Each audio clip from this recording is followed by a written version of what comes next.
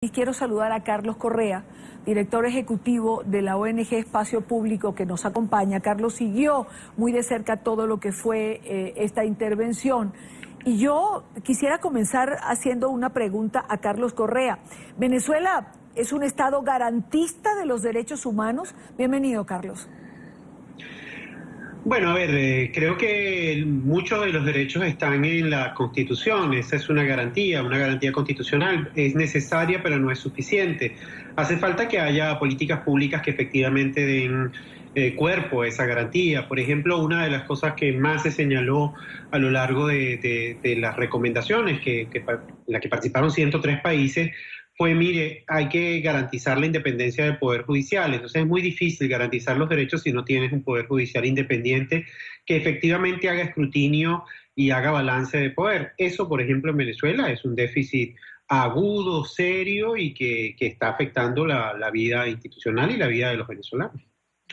Entiendo que otro de los temas que fue tratado, digamos, y entre las recomendaciones que se le hacía a Venezuela, tenía que ver con la libertad de expresión, Carlos. Bueno, eso sí fue un tema importante. Cerca del 30% de los países que intervinieron lo señalaron desde la perspectiva del acceso a la información pública, que en Venezuela no hay garantía suficiente para el acceso a la información pública. En Venezuela el acceso a la información pública es absolutamente excepcional. Se habló de la violencia contra periodistas y las agresiones. Se recomendó que de alguna manera se garantizara el trabajo de los medios. Incluso algunos países mencionaron todas las dificultades asociadas al papel. Es decir, ahí detrás de eso está efectivamente los distintos casos que a lo largo del tiempo se han venido documentando en Venezuela. En Venezuela hay todo tipo de incidentes.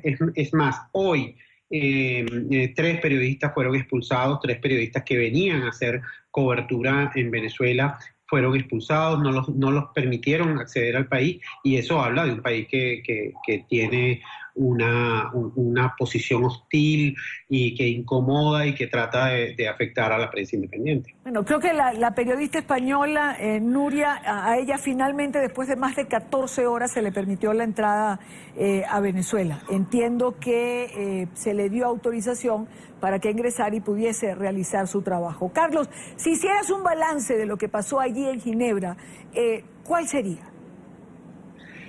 Mira, yo creo que bueno, esto es un proceso largo, es un proceso donde participan las organizaciones de la sociedad civil, participa el sistema de Naciones Unidas, participa el propio Estado. Yo creo que el balance da cuenta de los principales déficits. ¿Cuáles son los temas que salieron? Independencia del Poder Judicial, la necesidad de que se recojan y se acojan las recomendaciones de los sistemas de protección de derechos humanos y que se permita la visita de relatores y otras instancias de derechos humanos. Muchos países señalaron, por cierto, la denuncia de la Convención Americana. Y además de eso, el tema que hablábamos de la prensa. Yo creo que esos fueron 3 temas recurrentes, permanentes. Cuando se hablaba también de los periodistas, se hablaba de que hubiera garantías para el trabajo de los defensores. Yo creo que hay una radiografía en las recomendaciones de los desafíos que tiene el país.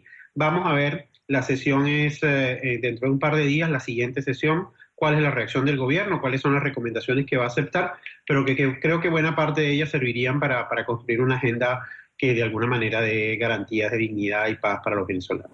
Sería una buena agenda que proporcionara lo que señalas, pero es más o menos lo que siempre ocurre cuando se va a este examen periódico sobre derechos humanos. Y las recomendaciones son más o menos las mismas. El problema, Carlos, es que nunca se acatan.